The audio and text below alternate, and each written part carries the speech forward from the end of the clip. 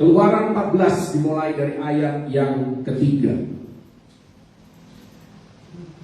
Kita melihat ayat yang ketiga, ayat yang ke-9, kemudian kita lompat ke ayat yang ke-13. Keluaran 14 ayat yang ketiga, demikian firman Tuhan. Maka Fir'aun akan berkata tentang orang Israel, mereka telah sesat di negeri ini, padang gurun telah mengurung mereka. Ayat 9, adapun orang Mesir, segala kuda dan kereta Fir'aun, orang-orang berkuda dan pasukannya mengejar mereka dan mencapai mereka pada waktu mereka berkemah di tepi laut dekat Pi-hahirot di depan Baal Zephon. Ayat yang ke-13, tetapi berkatalah Musa kepada bangsa itu, janganlah takut, berdirilah tetap dan lihatlah keselamatan dari Tuhan yang akan diberikannya hari ini kepadamu. Sebab orang Mesir yang kamu lihat hari ini tidak akan kamu lihat lagi untuk selama-lamanya. Tuhan akan berperang untuk kamu dan kamu akan diam saja. Ayat 15, berfirmanlah Tuhan kepada Musa, mengapakah engkau berseru-seru demikian kepadaku? Katakanlah kepada orang Israel supaya mereka berangkat. Dalam bahasa Inggris dikatakan supaya mereka move forward, go forward, supaya mereka terus maju dan tidak berhenti, tidak menyerah, tetapi terus bergerak maju. Pertanyaan yang akan saya ulas pagi menjelang siang hari ini adalah, apa yang Anda akan lakukan ketika Anda kehabisan akal, Anda kehabisan daya, Anda kehabisan opsi, dan Anda dalam posisi dikepung, dikurung oleh masalah. Musuh sudah mencapai Anda, musuh sudah berhasil menyusul Anda. Apa yang Anda lakukan ketika masalah mengepung dan tidak ada lagi opsi atau pilihan yang lain? Sedikit pelajaran tentang definisi kata opsi. Opsi berarti pilihan atau alternatif atau berbagai cara untuk mencapai suatu tujuan. Kita hidup di tengah masyarakat yang berorientasi pada opsi. Kita semua menginginkan dan kita semua memerlukan yang namanya opsi.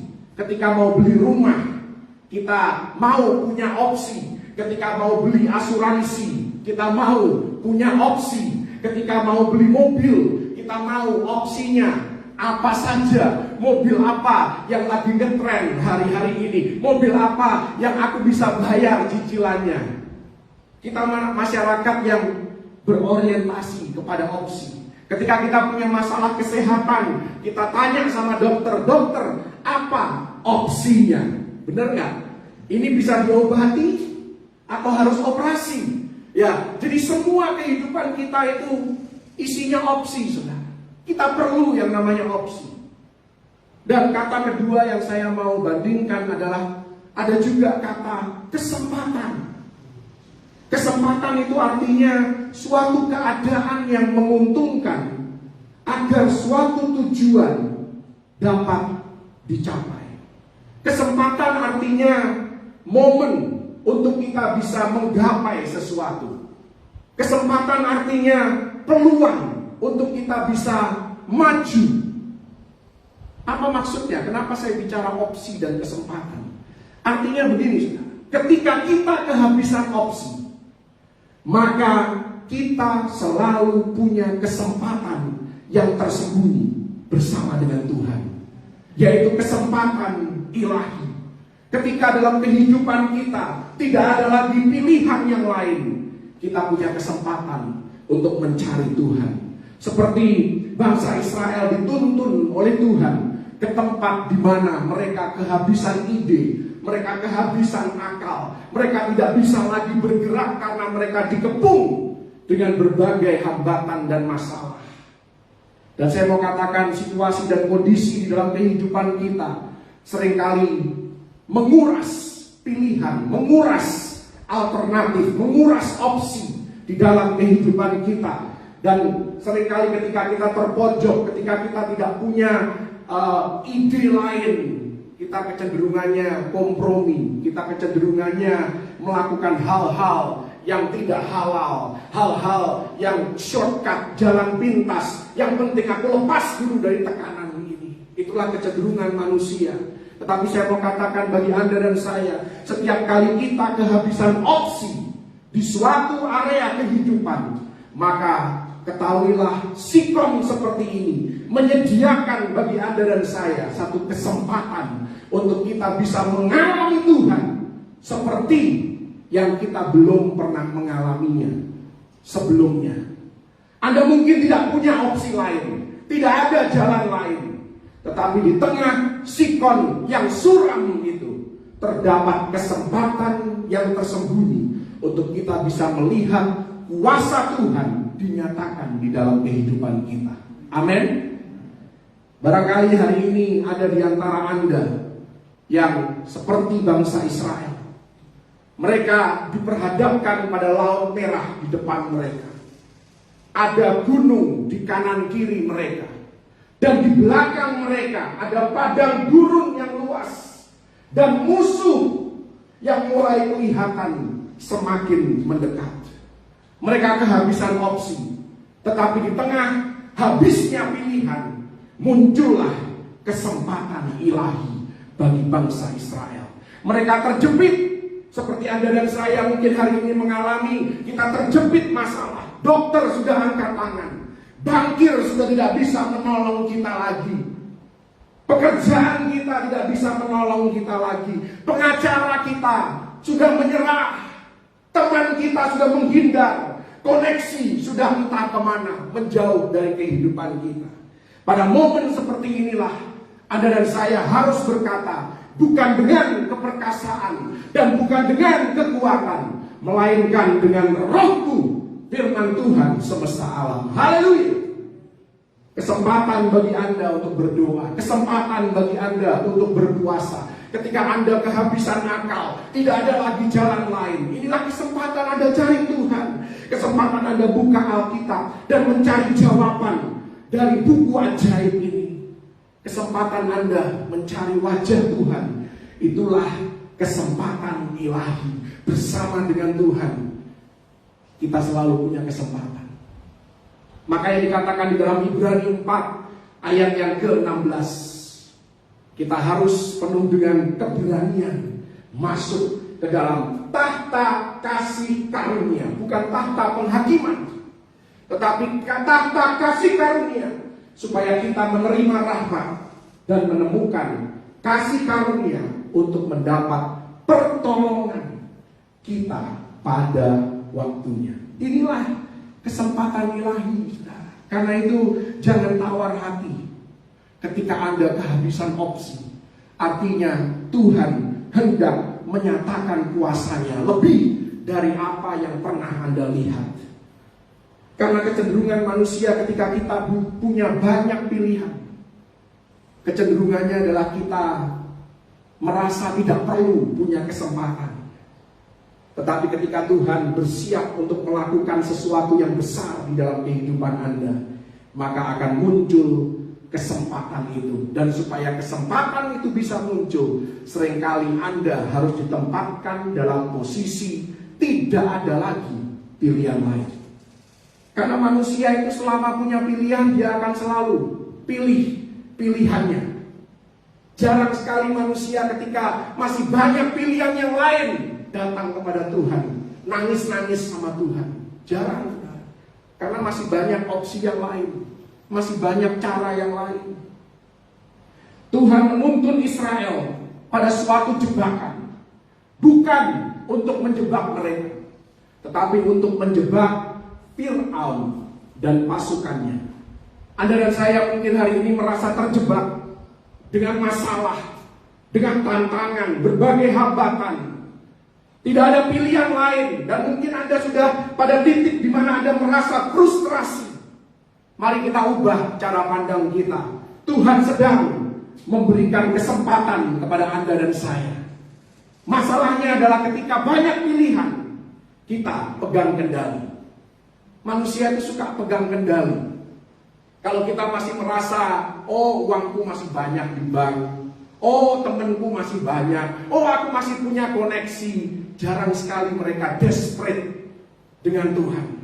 Ibadah ya sekedarnya, melayani ya karena memang harus melayani, sudah dijadwalkan, karena memang itu talentaku. Tidak ada hati yang passionate, hati yang terbakar lagi bagi Tuhan. Kenapa? Karena hidupnya banyak pilihan, banyak opsi. Tetapi ketika manusia kehabisan opsi, maka Tuhanlah yang pegang kendali. Dan ini yang paling disukai oleh Tuhan, bukan karena Tuhan kejam, tapi Tuhan mau menuntun dan memimpin hidup Anda, supaya Anda mengalami yang dijanjikan oleh Tuhan dalam Yohanes 10 ayat yang 10, supaya engkau beroleh hidup dan mempunyainya di dalam segala kelimpahan. Itu yang Tuhan mau, saudara. Pada saat manusia kehabisan opsi, Tuhan hendak menyatakan kuasanya dan berperang bagi kita. Kalau Anda belajar dari firman Tuhan beberapa waktu yang lalu, dikatakan dalam Yesaya 42 ayat yang ke-8, aku tidak akan memberikan kemuliaanku kepada siapapun juga, kepada apapun juga. Tuhan itu mau memonopoli kemuliaan. Dia bukan Tuhan yang mau berbagi kemuliaan dengan patung, dengan berhala, dengan koneksi kita, dengan manusia bahkan. Dia mau kalau sesuatu yang besar tercapai hanya karena kuasa Tuhan yang bekerja di dalam kehidupan kita. Memang pada akhirnya dia akan memuliakan Anda dan saya, orang-orang yang merendahkan diri di hadapan Tuhan, yang terus melibatkan dia di dalam segala hal. Dia akan mengangkat Anda. Haleluya.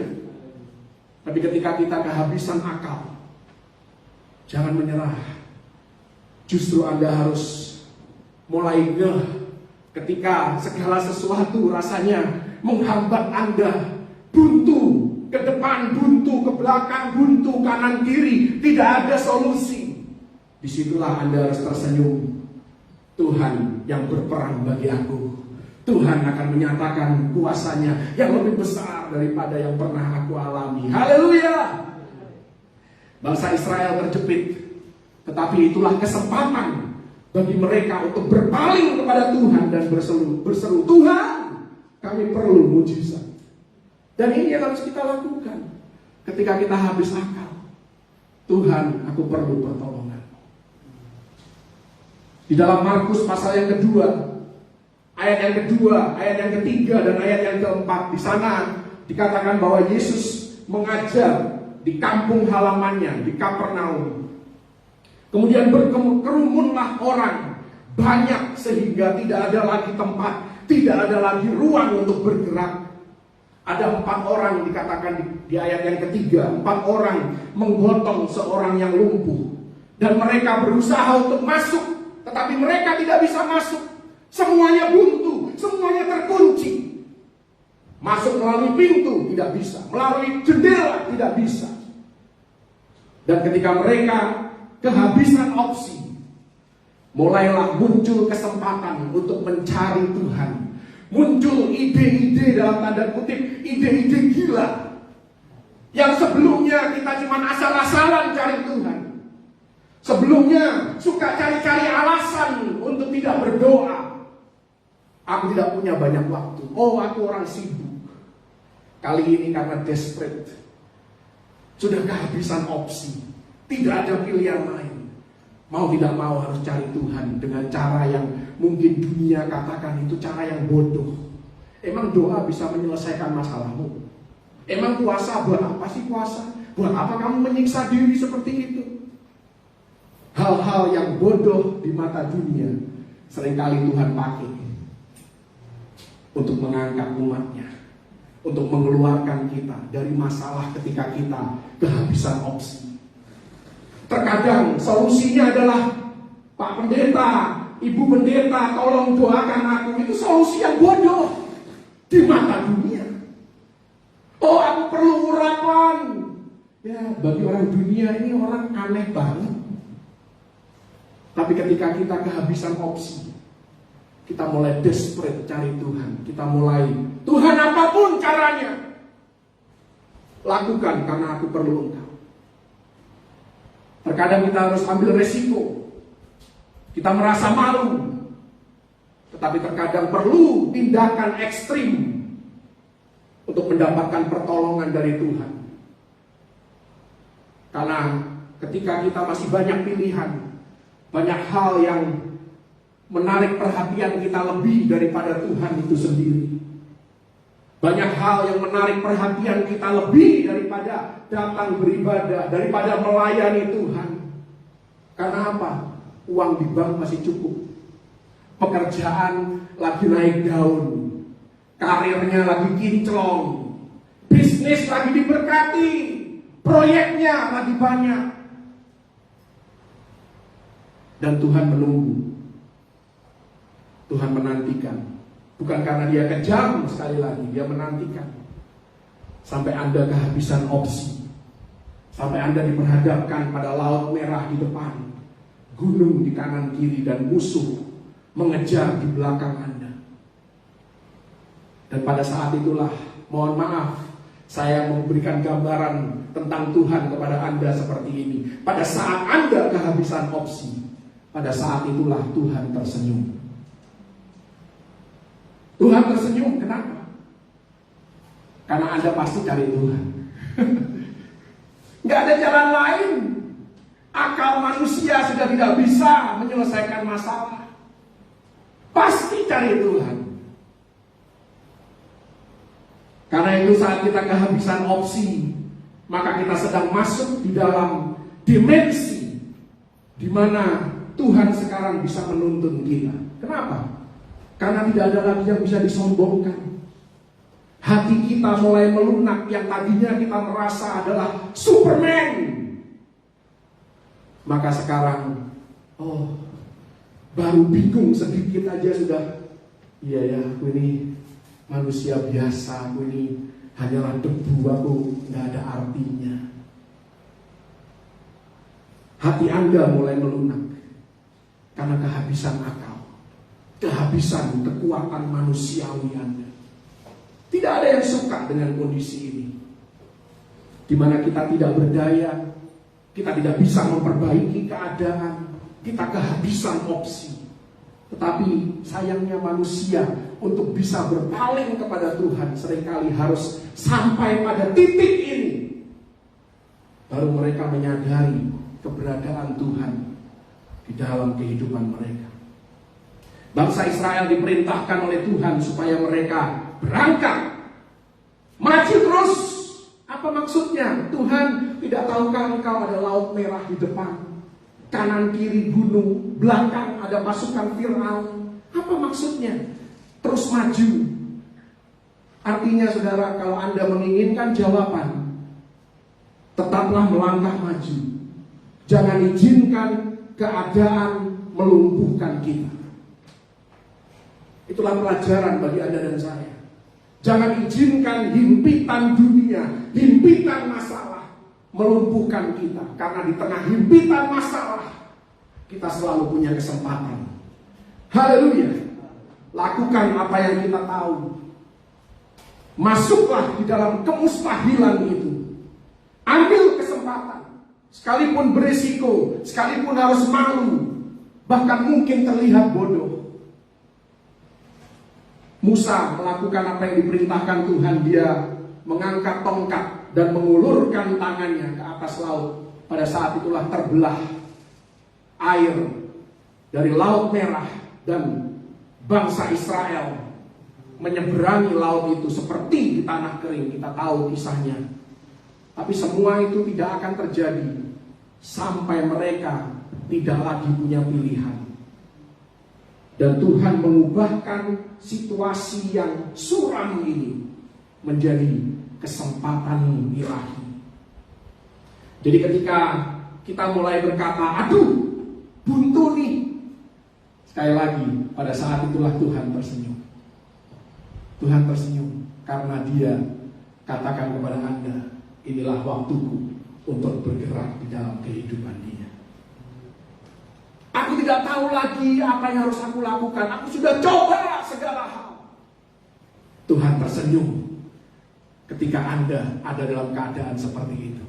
Apalagi kalau di tengah himpitan masalah Anda mulai berpaling kepada Dia.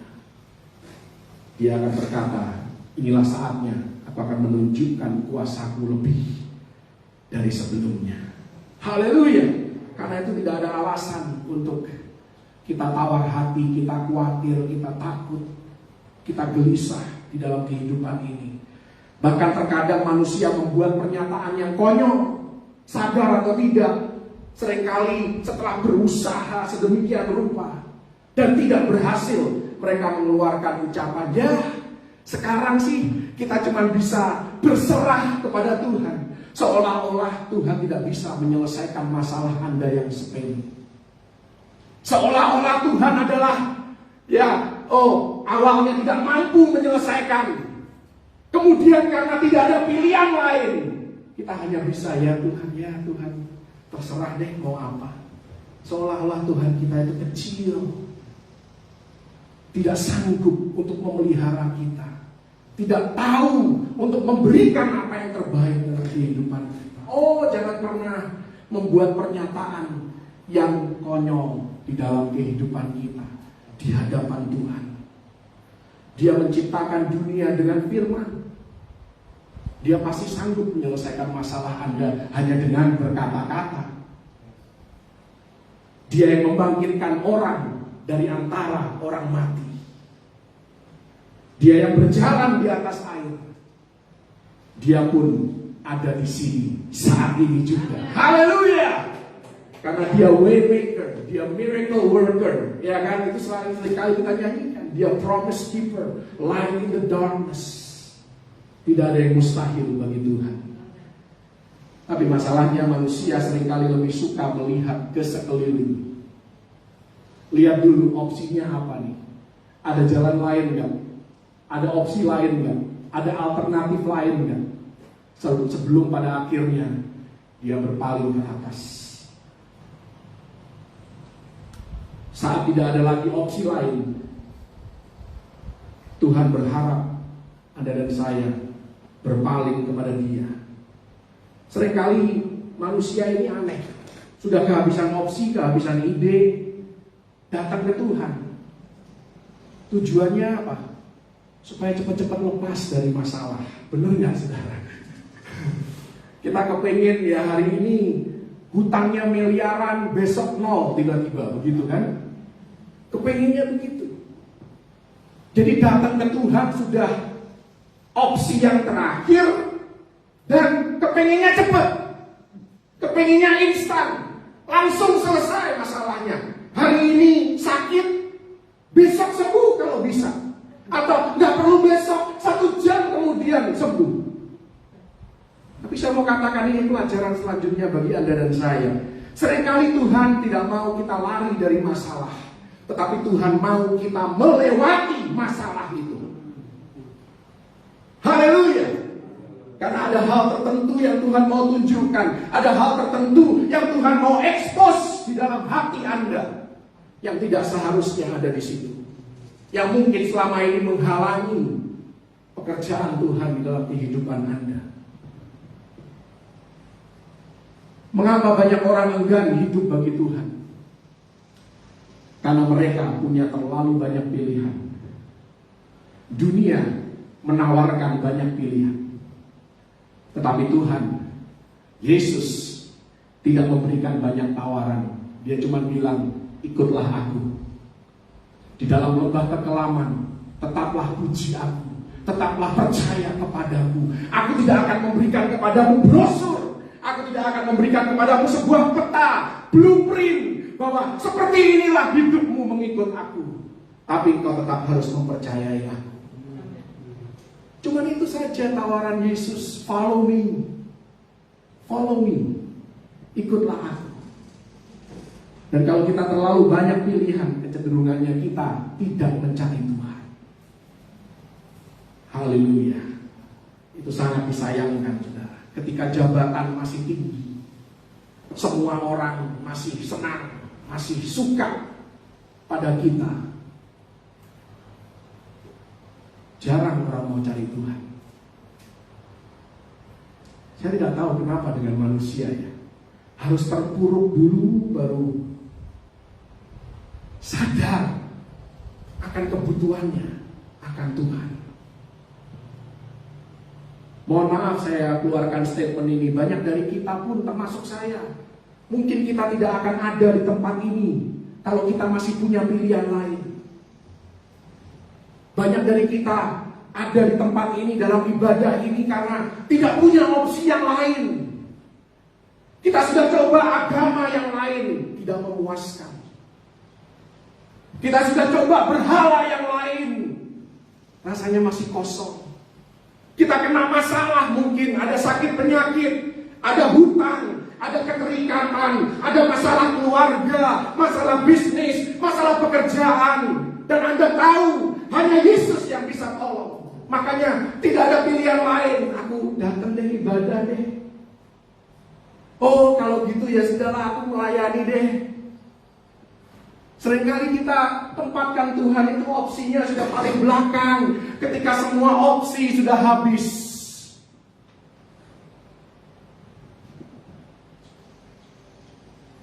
Saya mau katakan saudara, Anda tidak perlu tunggu sampai semuanya habis. Jangan tunggu sampai Anda terpuruk.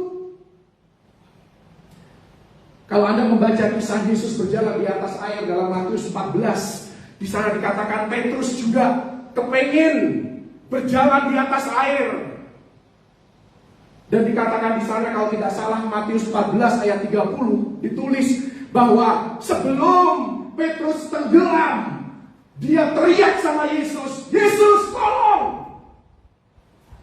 Perhatikan, sebelum tenggelam.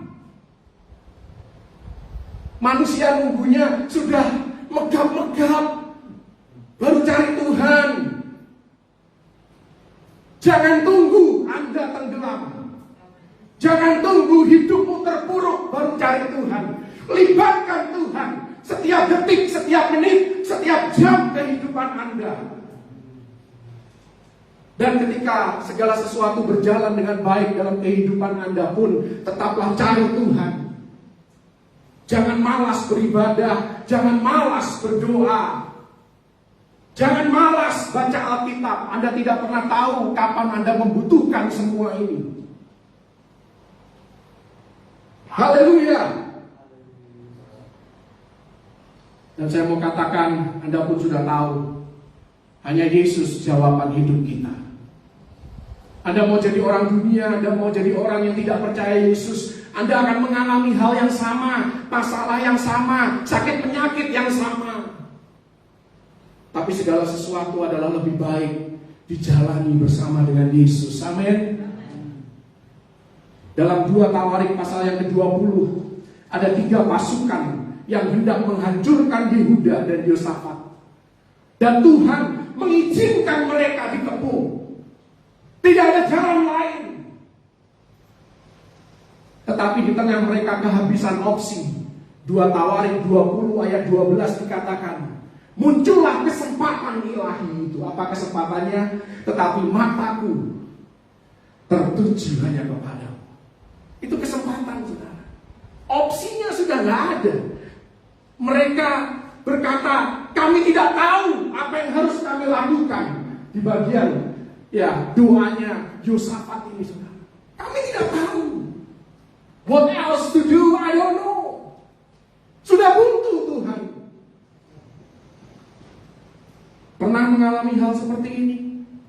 Belok sana nggak bisa, belok sini nggak bisa, nggak tahu lagi mau ke dokter mana, mau ke bank mana. Lalu muncullah kesempatan untuk mencari Tuhan, kesempatan untuk menunjukkan mata kita kepada Tuhan. Dan Tuhan tidak menyuruh mereka untuk berusaha lebih keras lagi.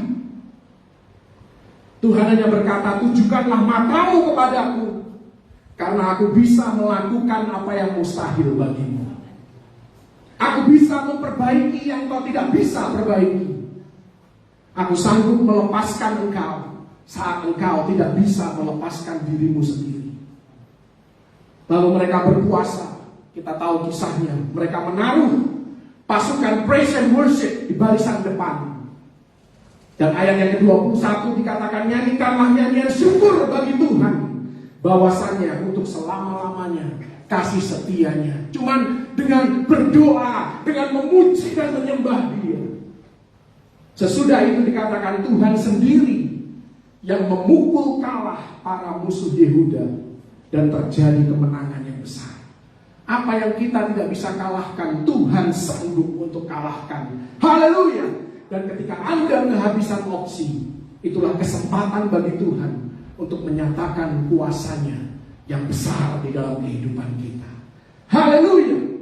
Karena itu ketika kita kehabisan opsi, kita masih punya kesempatan ilahi. Kita masih punya urapan. Daud ketika diurapi jadi raja, dia katakan, aku ini lemah, tetapi aku diurapi.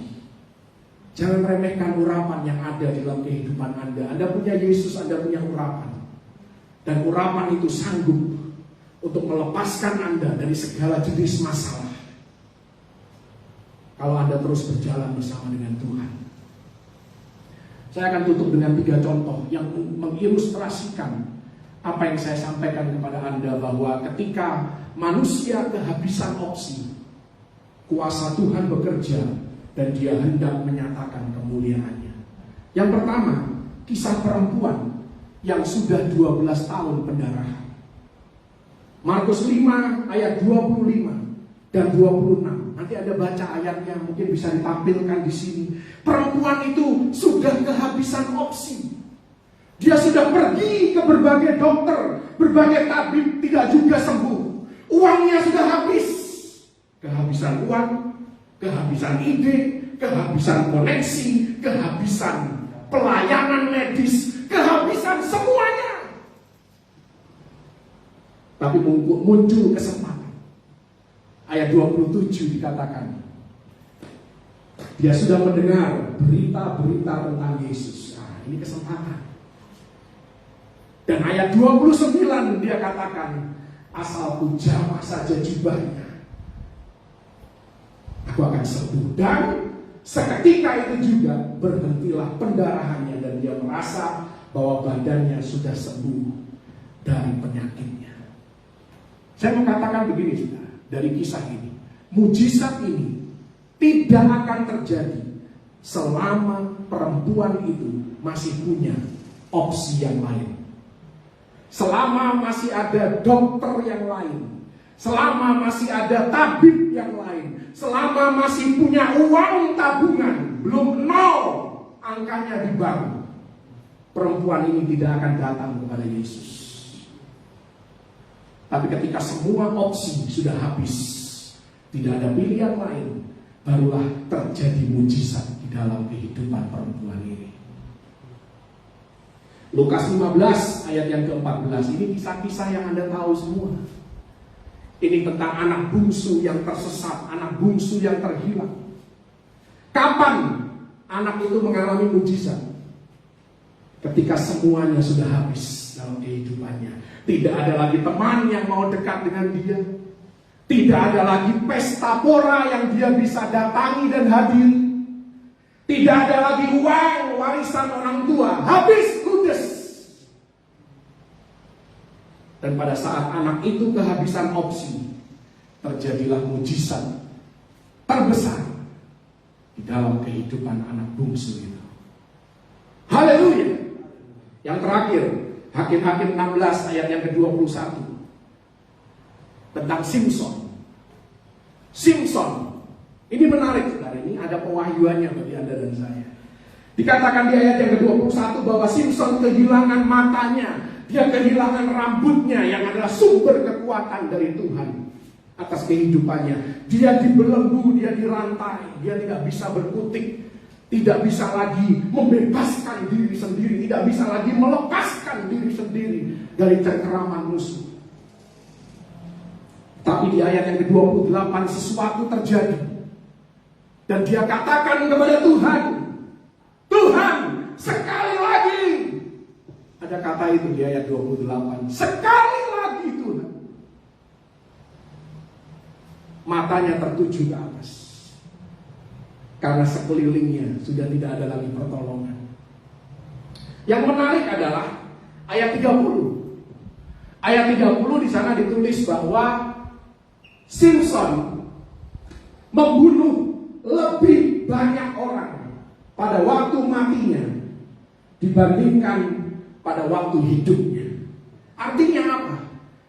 Dia membunuh lebih banyak orang ketika tidak ada lagi opsi dalam kehidupannya dibandingkan ketika dia masih punya semua opsi di hadapannya. Inilah kuasa Tuhan. Inilah mujizat dari Tuhan. Ketika kita sudah tidak bisa lagi melakukan bagian kita sudah lakukan semuanya. Kita sudah mentok. Ketika Tuhan menyatakan kuasanya, hasilnya jauh lebih dahsyat dibandingkan sebesar apapun hasil yang kita bisa hasilkan dengan kekuatan kita. Haleluya. Karena itu jangan pernah remehkan Tuhan. Jangan pernah abaikan Tuhan. Sesimpel itu, sesederhana itu firman Tuhan pagi hari ini. Selalu ingat akan Tuhan. Dan sekali lagi saya mau mengulang saran saya. Jangan menunggu sampai tidak punya pilihan lain. Utamakan Tuhan. Selalu libatkan Dia dalam segala hal. Ketika Anda ada di puncak gunung kesuksesan, ataupun Anda ada di lembah kekelaman, tetap datang kepada Dia. Cari wajah Tuhan. Bergantung hanya kepada Tuhan. Setiap pagi katakan kepada Tuhan, Tuhan, kalau bukan karena Engkau, aku tidak sanggup. Aku perlu Engkau hari ini. Tanpa Engkau, aku tidak bisa berbuat apa-apa. Setiap pagi Anda ucapkan itu. Libatkan Tuhan dalam segala hal. Jangan menunggu terpuruk. Jangan menunggu habis semuanya. Tetapi saya mau katakan juga, kalau ada yang sudah terlanjur, karena ada yang sudah terlanjur, karena bandel, ya kan? Terlanjur, sudah habis semua, gak ada pilihan lain, sudah coba ini dan itu, sudah berusaha maksimal, namun tetap juga tidak berhasil. Tetap saya mau katakan, Yesuslah jawaban di dalam kehidupan kita. Dialah Allah penebus. Haleluya. Dia sanggup memulihkan apa yang hilang. Bahkan memberikan kepada kita lebih dari apa yang hilang di dalam kehidupan kita. Karena itu kalau Anda sakit, Anda lumpuh oleh karena masalah, Anda perlu penyediaan Tuhan. Anda punya gunung finansial yang harus Anda pindahkan. Hari ini datang kepada Tuhan dan katakan, Tuhan, aku perlu pertolongan-Mu. Teruslah bergerak maju. Sekalipun belum ada jawaban, masuki tantangan itu. Dan katakan, Tuhan, aku tidak punya pilihan lain selain mempercayai Engkau.